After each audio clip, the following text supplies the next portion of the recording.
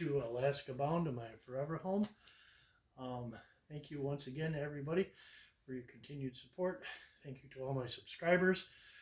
You guys are what makes it happen. Thank you for all the questions. Hopefully we'll be getting to some of them today. Today we are going to be talking about the heating element of what we're going to be doing.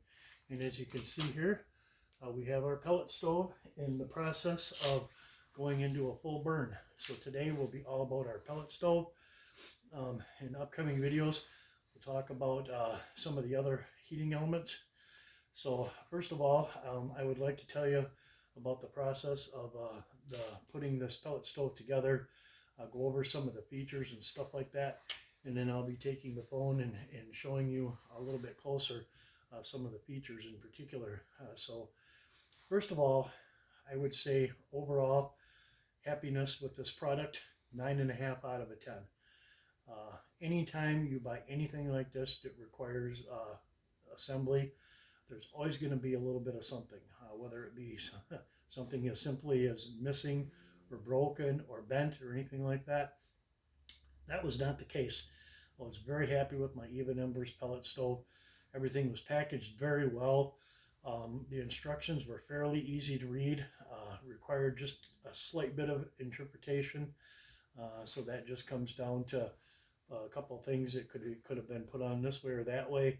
You had to see which way made the most sense and go from there.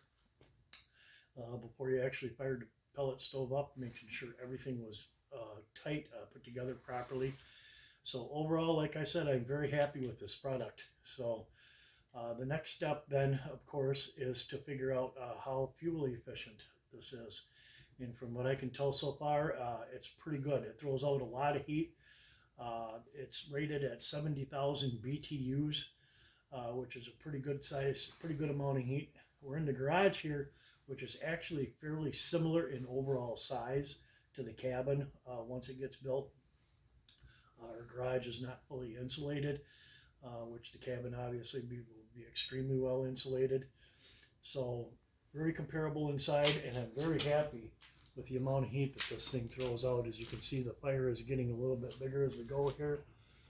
You can see there's the door. It's almost at full capacity right now. So the great thing about this is even for now, I can use it to heat the garage. Very comfortable out here. I'm getting kind of warm standing next to it. So I'm very happy with that. So what we're going to do is we're going to take the phone and I'm going to show you a few of the features of the stove here. Start off by the front here.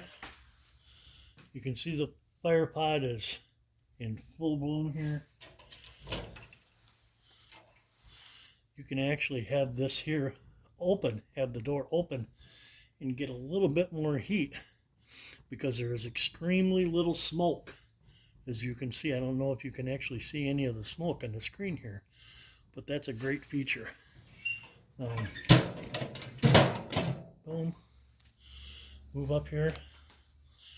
Our chimney. Heat does come out through here. The little bit of smoke that comes out here, not too bad. We will have to add on to the chimney here. Move back here.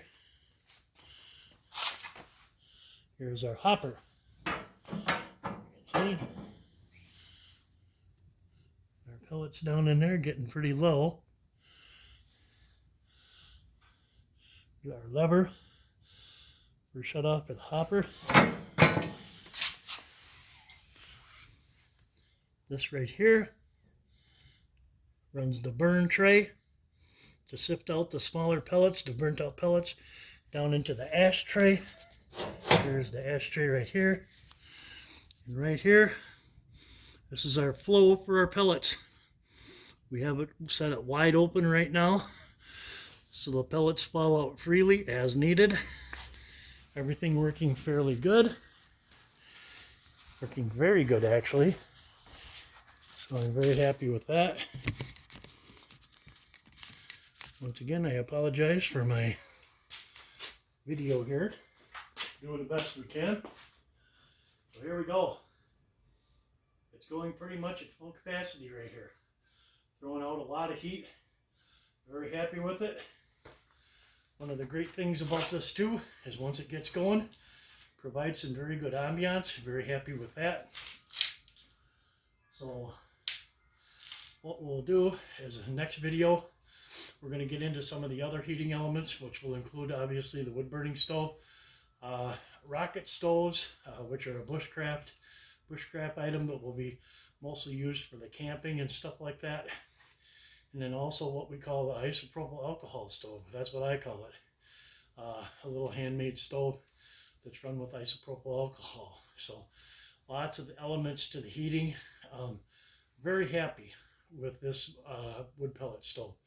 A few modifications. Like I said, the chimney is going to have to be made a little bit higher. It's going to have to, it'll be up. The stove will actually be on a platform. The chimney obviously will have to go up to the ceiling to exit out. I was able to have a very good conversation with the gentleman that sold me the stove. Has worked with these since they've been out, and even though they are rated for outside use as a patio stove, many people use them in their garages, and they also use them actually in their house. As long as you take all the precautions and do it properly, space it from the wall properly, use reflective wall behind it to help reflect the heat. Make sure that there's no burnable, combustible things around the stove. All the precautions that you normally take for a wood stove pretty much come into play for the pellet stove here. So, like I said, very happy with it, and excited to move on to our next step here. So, thank you again for joining me, and I look forward to our next video.